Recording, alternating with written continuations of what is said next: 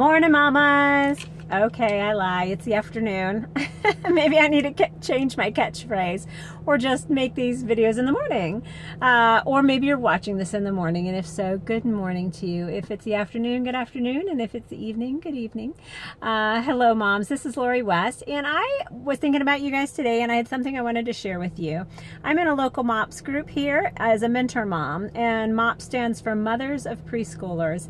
And if you have little kids who are under the age of 5 and called preschoolers or toddlers, or maybe you're pregnant with your first, I would encourage you to look up a MOPS group in your area. You can go to mops.org and check it out.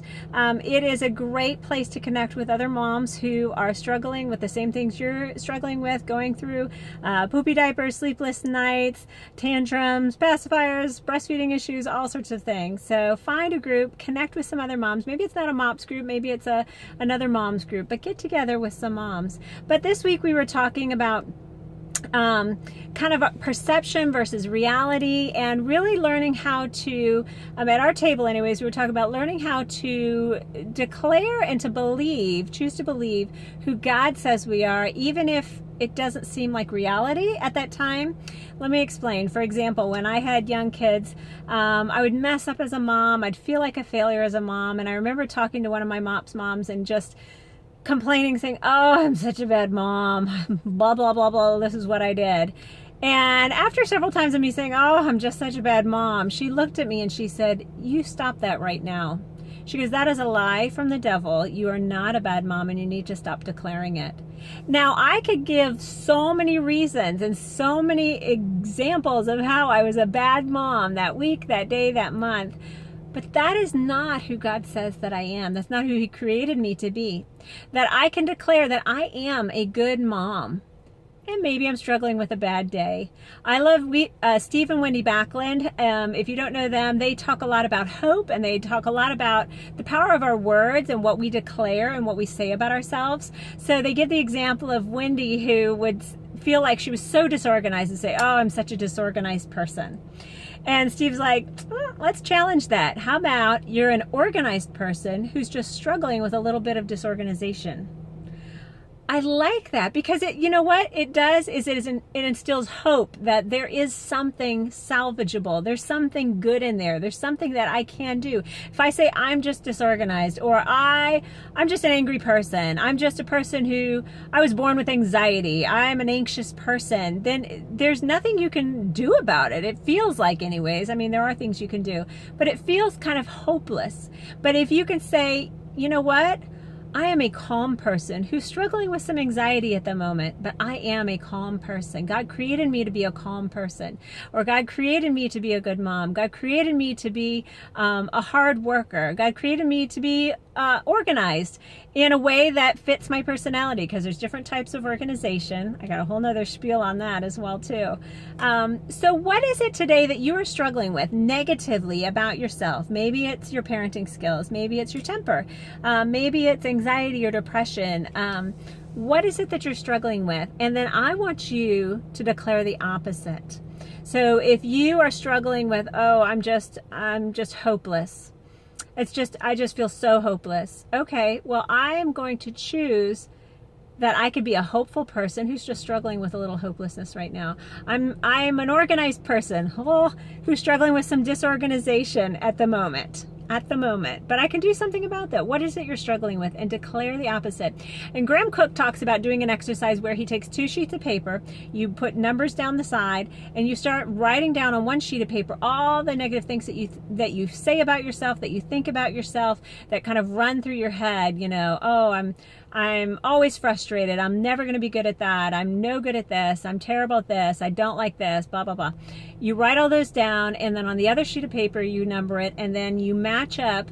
So for number 1, you put the opposite number 1 on the other page. And number 2, put the opposite of who would God say that you are? What would you like to be? If you're not organized, would you like to be organized? Put the opposite. And then what you do with that first paper is you throw it away. burn it, throw it away, trash it. And then the second paper is the paper that you meditate on every day. You post it, read it to yourself. I have a little exercise that I did years ago, and I've got it posted up in my bathroom, and we had to take prophetic words that were given to us and words personally that God spoke to us, maybe something from the Bible that really spoke to us, or words that other people have spoken over us prophetically about who God said we were. And we had to write it in present tense. And it felt like I was lying, because it's like things like, you are a leader. You know, Lord, I am a leader. I am a deliverer. I can set people free. Not, I will be a leader. I will be this. I will be, because will be is always, it's ethereal. It's always in the future. But I am. This is what I am. I am a waterer to bring refreshing drinks to people's lives. I am a leader. I am a good mom. I am. So put your statements into I am phrases, and start reading those to yourself, and you will find your brain starts to rewire. You start to believe these things. You start to act these things out. It starts to become easier. I am a calm person.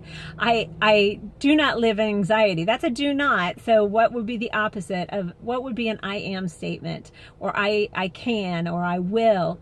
Try to stay away from I will. Do it in the present tense. How about that? Okay, can you do that today? Just pick 2 things that you're struggling with and change those, and then add to that list daily, because you are a good mom. You are a good person. God created you, fearfully and wonderfully created you in your mama's womb, and He has good plans for your life, and He has things for you to do that may seem menial, but that could impact your children's lives, that could impact your neighbors' lives, that could impact your husband's life, or even your life. Don't take even the little things for granted, okay? Even the little statements, the little phone calls. So who are you? Who does God say you are? You are amazing, and I'm very proud to be a part of your life, even if it's through this YouTube connection, or if you're watching this on Facebook. I feel very honored and valued that you would watch these videos and try to receive what God has for you, because that's all I want to do. I am an encourager. I am a good mom. I am a good wife. I am your friend. So declare the good things today, and know that you are loved, and know that you're thought about, not just by me, but by God. And He has so many thoughts about you that they outnumber the sands of the sea. Did you know that? All the sands, all those tiny little grains, those are the thoughts He has about you. All right, I love you. Please follow my YouTube channel, subscribe to it, pass it on to others who need an encouraging word today and every day. And you don't have to be a mom to watch these videos. Hi guys.